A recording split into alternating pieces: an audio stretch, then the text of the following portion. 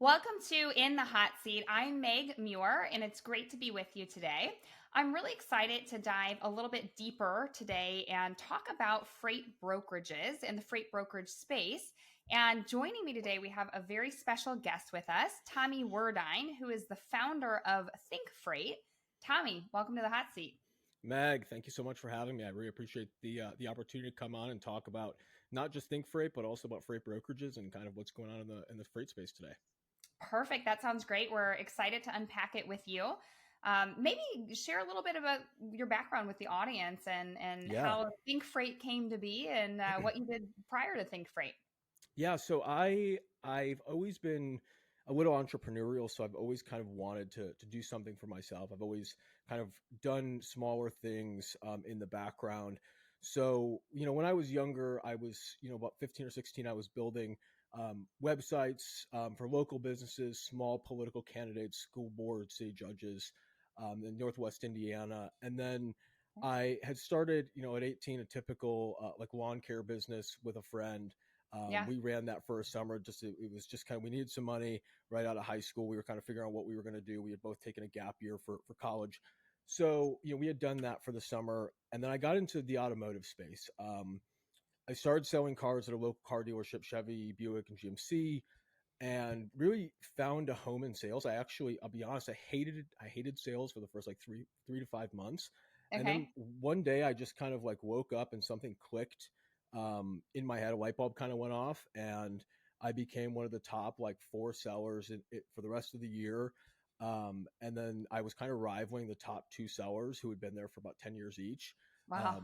I was kind of on their heels every month. So about 2 years into selling cars, I moved into a management position and was helping doing a lot of inventory things and a lot on the Corvette selling side. A lot of Chevy dealers moved to having specialty Corvette sellers in their dealerships who just kind of Mhm. knew everything about them. So I had the opportunity to go to Vegas and go, test drive all these different cars to kind of line up into what Chevy was selling against for the Corvette for the new Stingrays in 2014.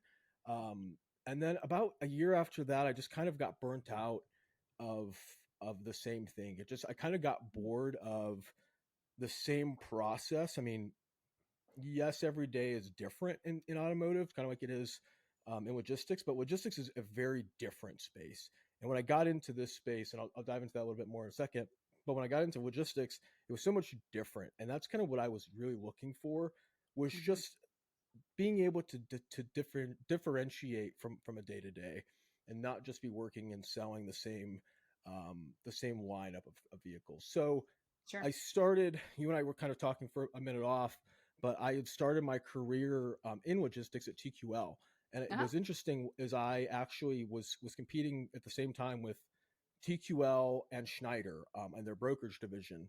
Yeah. And TQL had kind of put a little bit of the pressure on. I was like, hey, like we have this our class starting, like we kind of need an answer. And I was waiting for Schneider. I didn't really want to like take an opportunity or leave a good opportunity, on the table. But I ultimately went to TQL, Hmm. and I was, the process there is I was under a broker for the first 6 months, learning the ropes and being, trained on logistics and the TQL processes and how to obtain freight and logistic customers. And he really taught me a lot in the space. He was a pretty big broker on the plastics side. He had moved a lot of milk crates, a lot of plastic resin, a lot of produce. So him and I really gelled really well. We had a lot of the same kind of philosophies, and we became really good friends Hmm. ultimately. And what we did after like the first 6 months is he really helped me kind of build my prospecting pipeline, and that was kind of very similarly built to what he did as well, because I was so invested and versed in his account with moving milk crates, with moving plastics. Ultimately, my biggest customers also became produce customers and Hmm. plastics manufacturers. So I was moving a lot of plastics, um, a lot of plastic sheets, a lot of things like that, and then moved into a lot of produce, watermelons, blueberries, blackberries, just trying to get the hang of everything that was going on in produce. And I really enjoyed that side of it. I had a lot of really great customers who Sure. were moving a lot of awesome products from Laredo all across the U.S., and it really gave me an opportunity to do something really different. I was dealing with very different shipments, hot shipments. I was getting calls at 3 p.m. Hey, I need a truck by 4 o'clock at this pickup location. So it was a lot of fun. I really enjoyed the rush of produce, and the margins were really good as well. So I thought that there was a lot of really good opportunities in produce, and that's really where I found my kind of my niche was in produce and plastic. Yeah, And really interesting. yeah, and then I kind of moved over to a smaller brokerage with a friend of mine that I knew. I was there for 2 years. I was one of his founding employees. We helped. It was kind of right during COVID, so we were in an interesting position selling into a down market initially, and then having it ramp up very quickly into a gold mine kind of a market we've never seen before. Sure. And ultimately, I kind of had a really interesting opportunity with Freight Waves on their Sonar sales team on the business development side, Yeah, and I really couldn't pass up that opportunity.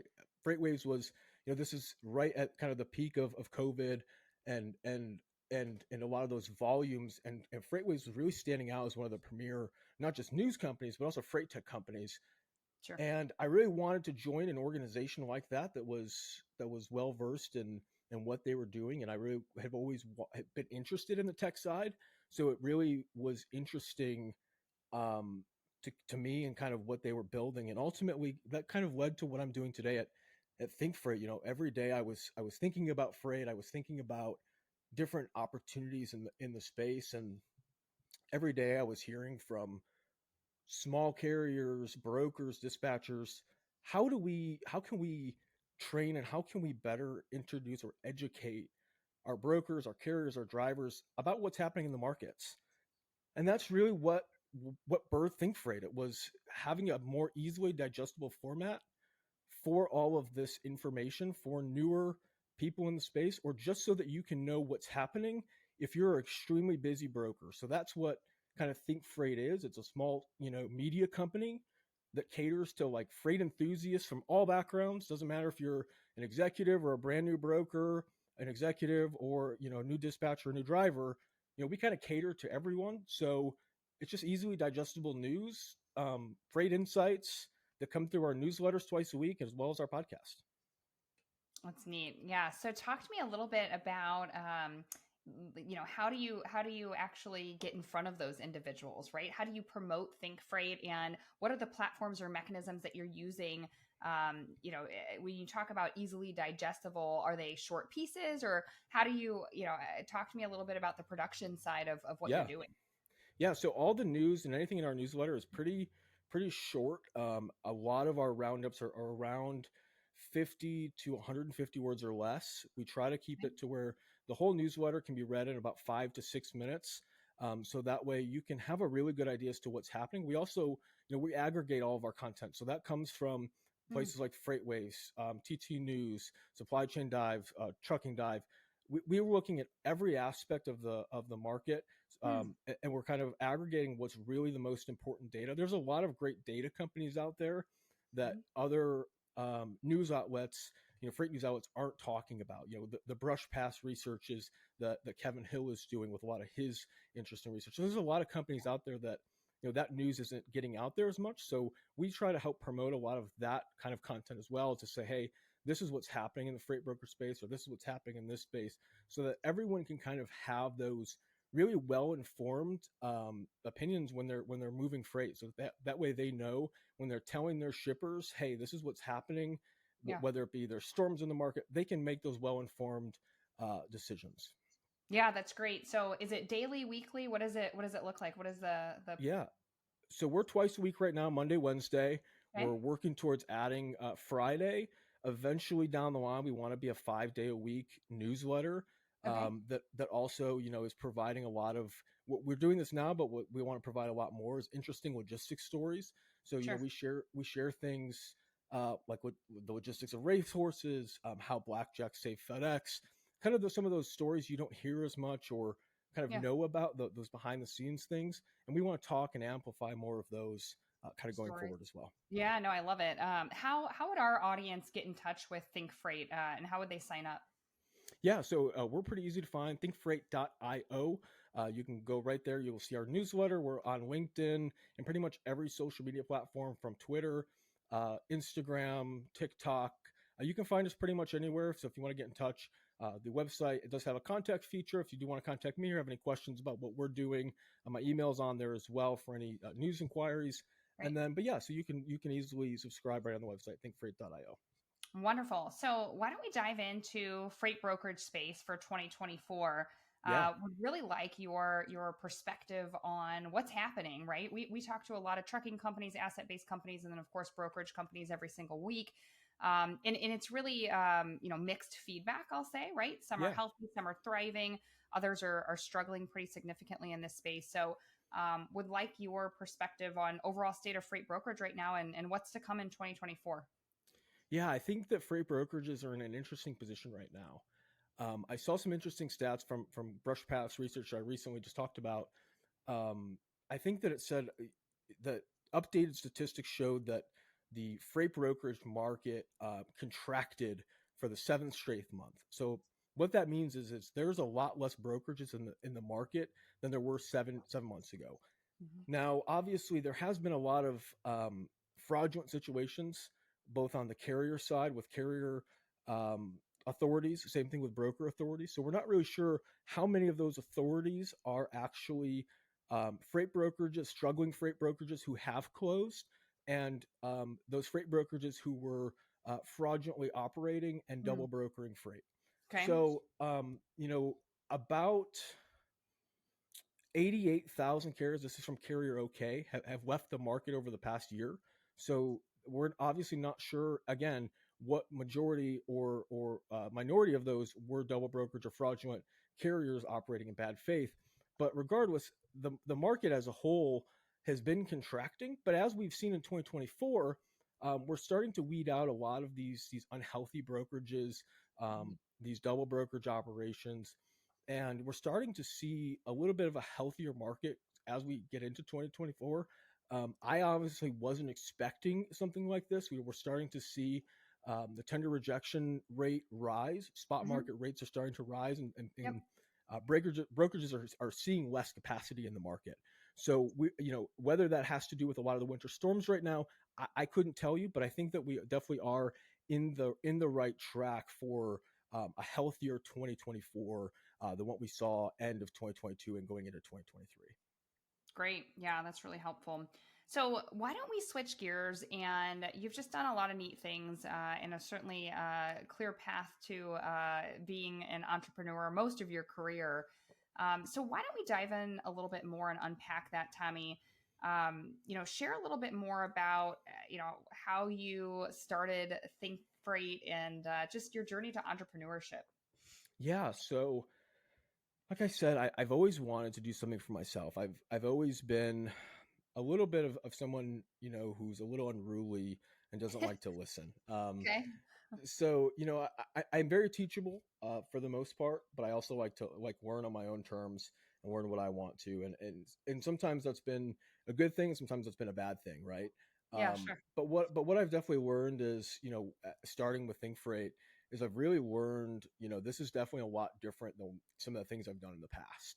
I've worked for organizations, I've started really small things, Hmm. but the vision for Think Freight isn't small. It's not a summer side hustle of mowing lawns or a couple of years of power washing, right? It's Yeah. definitely something that I've put a lot of thought into, kind of starting, at my time of Freight Waves. I really wasn't sure what I wanted to build. I started to get that itch because everyone there was just so influential on what they were working on, what they're building. Everyone behind the scenes at Freight Waves wasn't just doing Freight Waves. A lot of them were starting other things, working on things on the side because there is so much opportunity in the freight space. So I kind of wanted to do something for myself again. I kind of got that real itch Hmm. to build, and like I said, I heard a lot of people saying like we want this. There's a need for the shorter form content, this Yeah. easier to digest content for our drivers, our brokers, so that they don't have to spend all day you know, trying to figure out what's happening in the market. They can open this up and say, okay, this is what's kind of happening in the freight market. What this might affect here, this may affect there. Cool. They can really dive in and just kind of have that quick 5 minute. This is what's happening in the market. this is kind of what I can update my shippers with. I don't have to go and look at 7 different websites, open 10 different tabs, have all these alerts. So that way they just Yeah. kind of know what's happening. And that's really what I wanted to just kind of create off the bat, was just really easily digestible content from a lot of these other sources, but also creating some of our own to kind of differentiate ourselves. Yeah, no, that's great. And you have such an interesting background in pairing because, you're into the media side now and certainly the newsletter and creation of that and production work. But even before that, your marketing background, right? And so Yeah. I was reading a little bit about just even the ability and emphasis or importance on building sustainable websites and what that can Mm, do for these different organizations. So maybe talk a little bit about that, the importance of website creation and what that can generate for folks that are within the transportation and logistics space, because many of them, right? Some, yeah. of course, have wonderful, sites to visit that are, very interactive and user friendly, and others, right, in this space are still kind of stuck back in the 80s. So maybe talk Oh talk a yeah. little bit about that. Yeah. A majority of brokerage websites and carrier websites that I've seen are pretty terrible. Yeah. They're not optimized. Like Hmm. what you can tell is the freight broker owner who knows freight brokerage tried to throw together the website, and that's fantastic. I understand you're trying to market yourself, but you also have to put something together that helps you differentiate yourself from your competitors, and Sure. that can't be different in a bad way, right?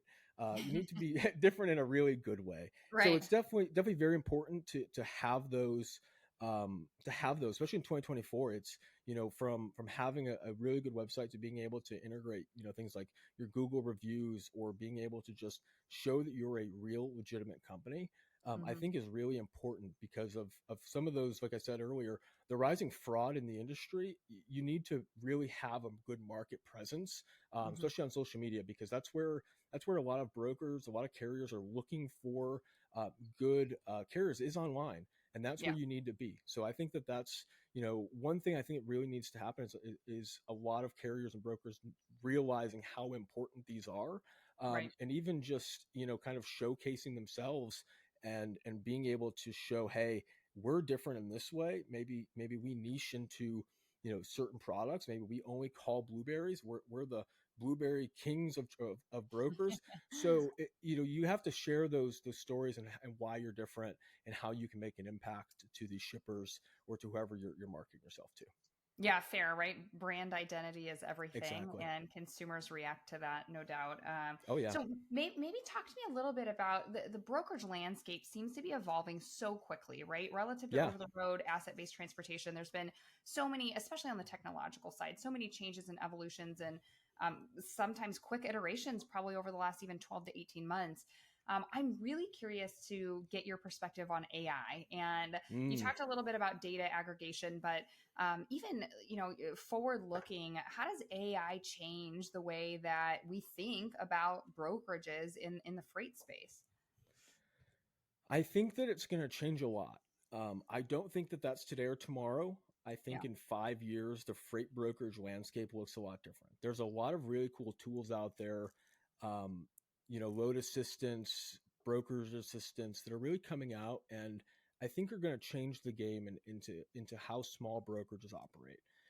Coming from helping scale a small brokerage, the model was obviously either you can hire another broker, or you can hire track and trace people to do some of these smaller menial tasks. Yeah, But sure. what you're going to do is you're going to be able to save money on both fronts, because if the broker can use some AI and AI tools to save themselves time, Hmm. um, they may not have to hire another broker for 3 to 6 months further down the line. So they're able to put more, or have more capital in their pocket when they're going out and hiring these people, Sure.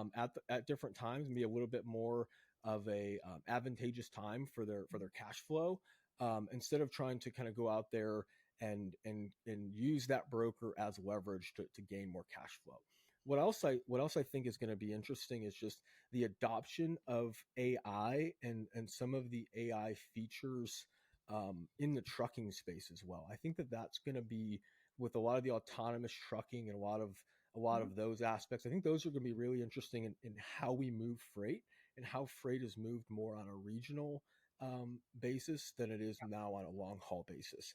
I also think with a lot of the nearshoring opportunities that are popping up with the cross border space going into Mexico, I Mhm. think that there's going to be a lot of opportunities with AI in those cases as well, Mm. with helping figure out some of these shipments, as well as also with some of the fraud that we are seeing come over. So I think it's going to help in a lot of different ways. As well, freight brokers are gonna benefit. I hear a lot that brokers are worried that AI is going to help replace them. It's gonna take their job. I don't see that as much. I see salespeople who know how to use AI are Mhm. going to replace those people. Mm. If you don't use AI effectively, if you don't know how to use AI and these tools like ChatGPT, Midjourney, whatever tools it may be, there's hundreds of tools out there now. Yeah. If you don't know how to use AI effectively, you will be left in the dust. Sure. Yeah, no, I think those are fair words and comments. And yeah, I mean, the ability to propel an organization forward with the addition of those tools, right? So, Yeah, exactly. yeah, that's great. Well, talk to me a little bit. We usually like to end the show on some positive note. Again, a lot's changed over the last 12, 18 months, and particularly in this space, the freight brokerage space. But talk to me about, from Tommy's perspective, 2024. What are you most optimistic about whenever you think about freight brokerages this year? Yeah, I'm very optimistic and very bullish about freight brokerages. And here's the reason why. They're in a very unique position where, especially if you are a freight brokerage who's been Hmm. around a long time and you know how to sell into a down market, and you're also in a lean position, you're going to be in a unique position to gain a lot of market share. Again, here in 6 months, a year, when the market flips, if you can sell into down markets, you can Hmm. very easily sell into an up market. It's a lot easier to sell into a hot market when everyone needs trucks. All you have to do is find one and add your margin, and you've got pretty much a load locked down. So it's a lot tougher when everyone says, hey, I have capacity. So Sure. if you can stand out when everyone is saying, I have capacity, with a lot of that good communication and just kind of standing out with your shippers, I'm very bullish on freight brokerages for that reason, especially the ones who are staying lean Hmm. and are learning and really um, staying, growing in this down market. I'm also very bullish on freight tech and freight brokerage tech. Okay. We have heard a lot of VC dollars have started to dry up, but I tend to not agree with that statement. We've seen, the ThinkFreight newsletter just talked about 5 or 6 different companies that have received VC funding in the last, 6 to 8 months, and a lot of VC dollars are still being spent. I Yeah. just don't think they're being spent at such a frivolous space as they were before. I think that before we were seeing a lot of investment into companies that, have a 1 or 2% chance of ever really making it profitable. And I think we're going to start seeing a lot more, come back to reality with some of these companies and realizing that, not every freight tech, that comes out is going to change freight. Yeah, no, that's great. And we're seeing a similar story in that a lot more buyers are entering the space now than have been in Yeah. even the last couple years, right? Because it's just so much harder to grow organically due to some of the rising expenses and costs that you just mentioned.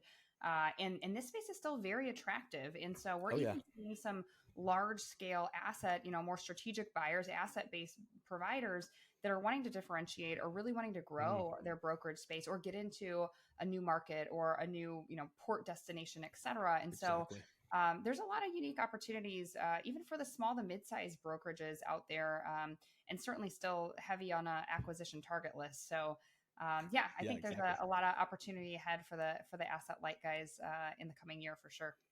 Yeah, absolutely. And and just to touch on one more thing is I think I said it earlier, but the growing cross border, market is going to really explode in the next couple of years. We have a lot of companies, Tesla, Mattel, who are building, massive companies, and a lot of these companies are going to have to they have to have suppliers, and we're going to Mhm. continue to see a lot of these companies grow. We're going to see intra Mexico,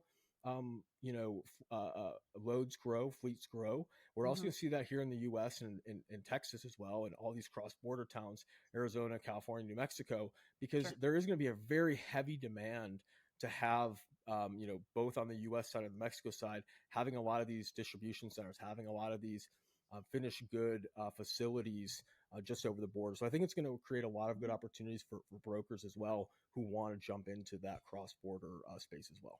Yeah, Laredo is still busy, no Oh doubt. yeah, So, well, good. Well, Tommy, it was so nice speaking with you. I loved unpacking a little bit more about freight brokerages today, and thank you. thanks so much for joining us on the show.